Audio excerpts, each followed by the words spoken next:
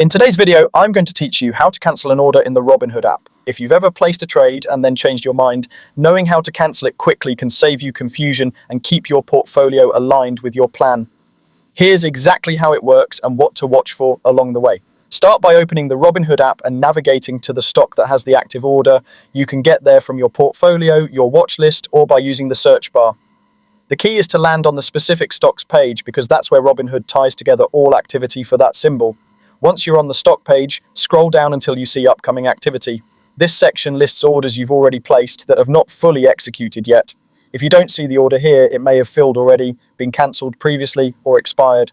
Pending market, limit, stop, and stop limit orders will appear in this area with their current status. Tap the order you want to cancel to open its details.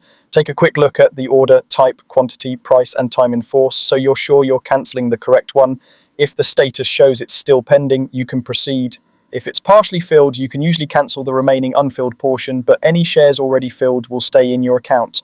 Next, select Cancel Order. On mobile, this appears as a button on the order details screen. If you don't see the cancel option, the order may be executing or already complete. Sometimes, during fast market moves or right at the open, orders can move to a point where they're no longer cancelable.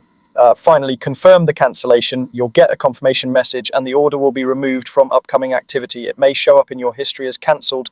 Any held buying power from a limit order will be released and you'll be free to place a new order if you wish. A few quick tips before we wrap up. Cancellations aren't guaranteed, especially when the market is moving quickly or outside regular hours.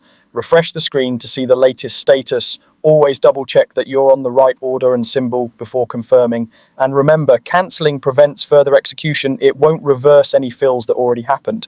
That's it. Now you know how to cancel an order in the Robinhood app with confidence.